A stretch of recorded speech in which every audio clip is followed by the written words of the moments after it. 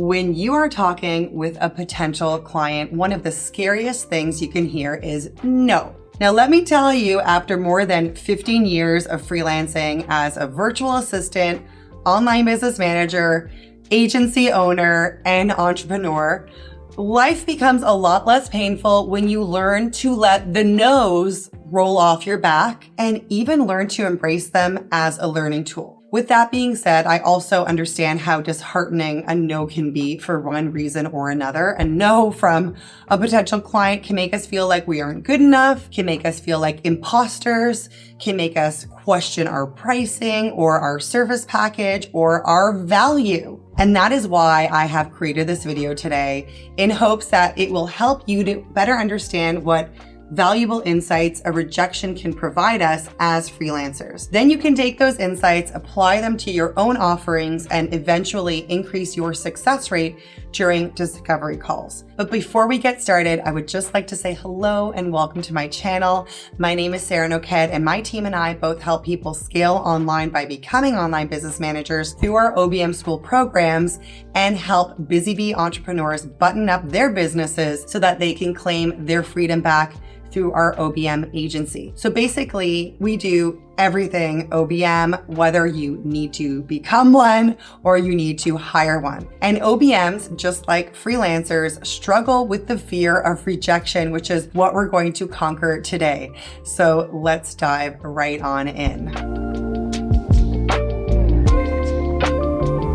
One of the initial reasons that client prospects might say they're not interested is misalignment. What do I mean by this? Well, it could be a number of things. Misalignment of needs, services, or even background and personality. If your services aren't directly addressing their pain points or goals, they are unlikely to engage further or decide to work with you. This is not always something to take personally because you have to remember you are also feeling them out on discovery calls. It is important to work with clients that align with you so that you can continuously scale and enjoy your business. And sometimes it just isn't a good fit, and my friends, that is okay. There are times, however, when this can be avoided from the start so that you can find yourself booking discovery calls solely or mostly at least with your ideal clients. So how do you make this happen? As you are building your business and begin marketing yourself, make sure that you are tailoring your messaging to a clear target audience. For example, if you are an online business manager, you will want to communicate that you help build systems, contribute to the strategy of the business, delegating tasks, and managing team. And to take it a step further, you can communicate that you work with heart-led businesses, tourism businesses, fashion businesses, etc. And also the size, that you work with small or micro-sized businesses. I'm talking specifically as an online business manager. Yours might look different. The truth is, the list is endless, really. So that is why it is so vital to clearly communicate how you can help clients, who you want to help from the get-go. Moving on to the second issue. Potential clients may say no because there may be a lack of trust, credibility, or even value. Now, this circles back to the importance of a clear communication and now adding on confidence and preparedness. So there are a few key elements here that I would like to bring to your attention. First, the issue of trust and credibility. It is no secret that clients are more likely to work with service providers that they trust. If they perceive you as lacking credibility or experience, they may be hesitant about moving forward. This, luckily, is pretty easy to remedy. The first thing you will want to do is clearly demonstrate any relevant experience, qualifications, or success stories, or past client testimonials. There's nothing like a little bit of social proof that goes a long way. Now, this may be a little bit challenging if you are first getting started, but you can still put something great together to wow your prospects. And as time goes on, this element of building trust will get easier and easier. For example, let's say that you've been working in corporate for 10 plus years and are now trying to migrate yourself into online business management. By the way, not uncommon. Initially, you may not think that you have skills to highlight, but friends, trust me, you really do. Maybe you have worked as a project manager in that corporate role or as a team manager. Maybe you're an expert in calendar management or have had years of executive assistant experience, growing communities or funnels or marketing. The list literally goes on and on and on. But basically, you will want to get creative and see where your personal and even professional background can be relevant in this new path and show it. At the start, you can ask past colleagues or bosses, yes, my friends, for testimonials that highlight your expertise or capabilities with relevance to these skills. And eventually, as you gain more clients, you can add their experiences as well to your website or portfolio. So as long as you can clearly demonstrate your experience and prove through testimonials that you actually know what you're doing, this will really, really help your clients trust you even before they hop on the discovery call, because it should all be very clear on your website. If you want to dive a little bit deeper into testimonials and the power they have in your business, please check out our video using client testimonials to stand out online via the link in the description below. Now, this leads us to the next element, perceived value. If you can clearly communicate your expertise, have testimonials to back you up, and clearly communicate how you can help your client bring their dream to life, then my friends, you will be golden. There shouldn't be a lack of understanding from the client's point of view of what value you bring to the table. This too comes back to having a cleaned up website, having your systems in place to show them that you can actually do what you say.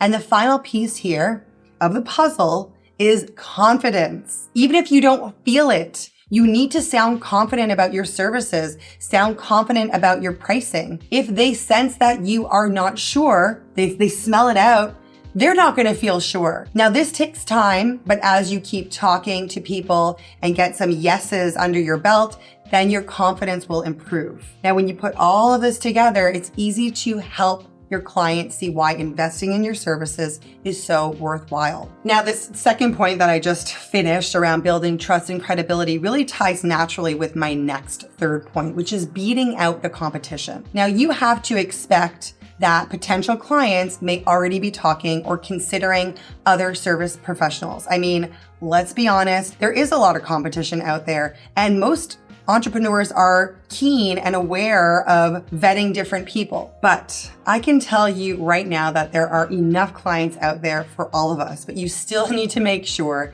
you are standing out. And apart from clearly demonstrating your expertise, experience, and testimonials, the other thing that you can do to stand out from the crowd is invest in developing and marketing your skills to the right people. Invest in certifications that will give you credibility and help you stand out as the freelancer to work with. For example, inside of our OBM school, we have a program called Accredited OBM. And when students finish this OBM certification, they receive a badge, a digital credential of accreditation, among other badges for their skills completed. And when they complete the course, they can showcase these Credly digital credentials on social media, on their website, on their email signature, wherever, to attract clients who are looking for the best of the best. Now, when our students complete accreditation, they are also featured on our directory of accredited OBMs, which many of our students have leveraged to start working with clients who are actively looking for and ready to work with an online business manager. Potential clients are going to be shifting, scrolling, and swiping through all of the options. So earning and displaying a badge or micro-credential or certificate that demonstrates your commitment, interest, and passion and investment will only help. Now, if this sounds interesting to you, head to the link tagged in the description below to learn more about OBM accreditation and how it has helped hundreds of individuals gain attention with their ideal OBM clients, how they were able to charge more and scale online. But last but not least, I also want to talk about timing and budget. Now, all of our previous points brought up issues that we can control, at least for the most part, right? Making sure you're attracting the right people, making sure that you have your business set up in a way that gives clients a great first impression, all that good stuff. But sometimes, even if the client is a perfect fit and it's just not the right time for them to hire you, coming back to the example with online business managers, it's very common for OBMs to come across clients who just aren't ready to work at that capacity. And this isn't because they are not interested or don't see the value in hiring an online business manager, because they most definitely do. It's because their business might not be in a position to hire an OBM. For example, if they are a startup that doesn't really have a clear business vision or any systems or a proven business model, maybe they don't have any goals set up yet. There are things that the business owner needs to get clear on before hiring an online business manager, because the OBM is not going to be able to do their best work without these key foundational elements. This same business may not have the budget. If they are starting out, they are better off hiring a virtual assistant to get the ball rolling. And eventually, once they're making at least 150 to 200,000 US dollars in gross annual revenue, then they can come back and consider hiring an OBM because they have the budget for it. And this just goes to show that you do not need to be lowering your rates. Clients that can afford you will find you as long as you have your business set up for it.